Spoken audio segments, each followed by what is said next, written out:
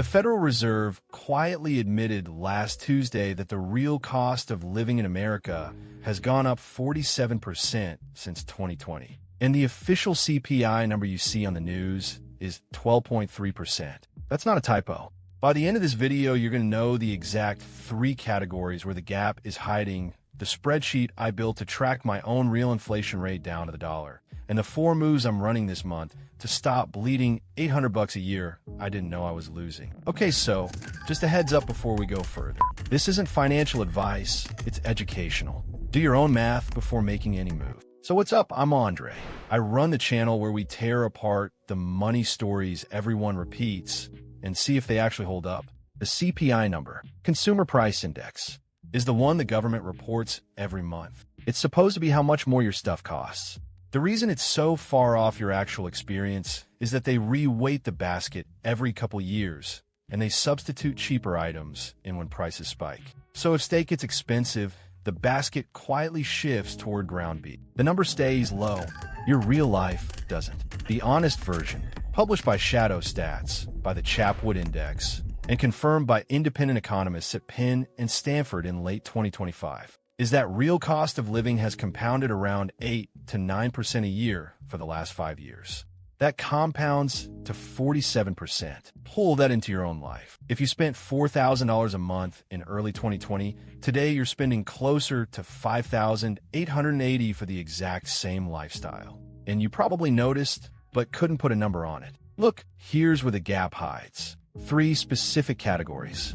Number 1 is housing. Official CPI counts rent at about 33% of the basket. The Joint Center for Housing Studies at Harvard reports the actual share Americans now spend is closer to 41%. And for renters under 30, it's 48%. So the math is already weighted wrong. Number 2 is food away from home.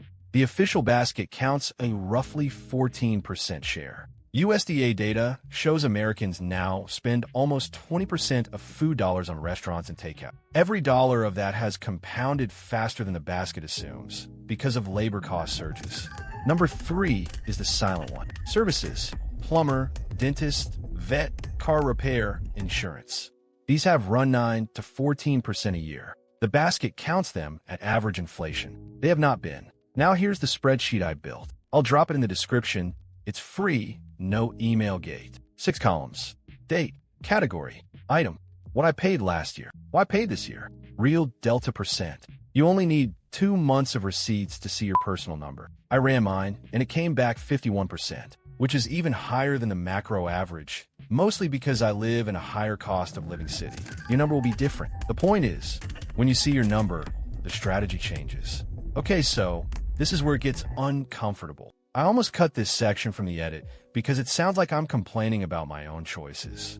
Once I had my 51% number, the obvious move was to reduce variable cost category. But the math actually said something different. Housing and services, the categories with the worst inflation, are the categories where you can't easily reduce consumption. You can't half rent. You can't postpone the dental work. The categories that compound the most are the ones with the least flexibility. So cutting the discretionary stuff barely moves the dial. I mean, here's what actually moved the dial. And these are the 4 moves I'm running this month. Move 1, and this is the boring one. Refinance variable services. Insurance companies in particular reprice every 6 months, and they raise the new rate by 14% if you don't shop it. I called my home and auto insurer last week. Said the exact phrase, quote, "I've been a customer for 4 years. I'm seeing offers 30% below my renewal. What can you do?"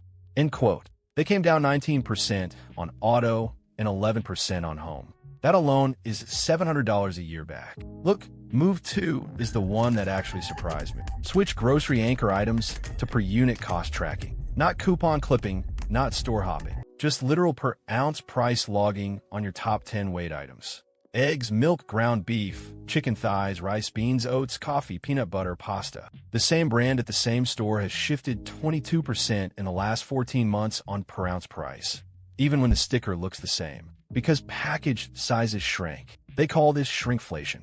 Once you track per ounce, you can swap brands, formats, without losing real value. My grocery bill dropped $140 a month, and the meals didn't change.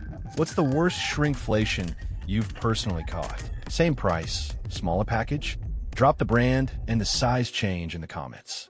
I'm reading everyone and pulling the top 5 for next week's video. Look, here's the thing, move 3. And this is the shared trigger I want you to remember. Index your bank account to something other than dollars. The interest rate on a Chase or Bank of America savings account is currently between 0.01 and 0.35%. The Treasury Direct I bond rate, set every 6 months, has averaged 6.48% for the last 3 years. That difference on a $10,000 emergency fund is $647 a year. Most people leave the fund in checking because moving it feels like a hassle. The hassle is 10 minutes at treasurydirect.gov. $647 for 10 minutes is a $6,400 an hour rate. I mean, Move 4 is the one that compounds the most over the next decade. Reweight your spending toward the categories whose inflation rate is actually lower than CPI. Electronics, software, used goods, international travel, and certain markets.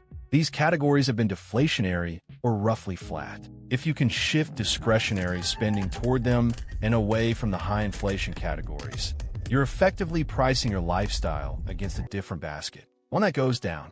My net entertainment cost went down 22% over the last year doing this, and I'd argue my life got better.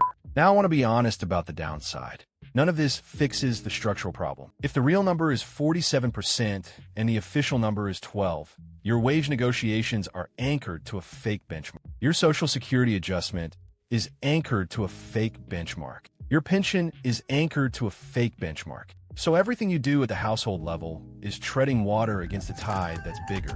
The honest answer is, this depends on your situation, and the only durable fix is income growth that beats your real inflation rate, not the reported one, right? If you do nothing else from this video, do the spreadsheet. 2 months of receipts. Find your personal number. Once you see it, the next 6 decisions you make about money will be measured against reality instead of measured against a basket designed to underreport. Hit subscribe because next week I'm publishing the exact 4 phone calls. Auto insurance, home insurance, internet provider, cell carrier, with the verbatim retention scripts and the average savings I got from each call. That video will save you about $1,100 in an afternoon if you actually run it.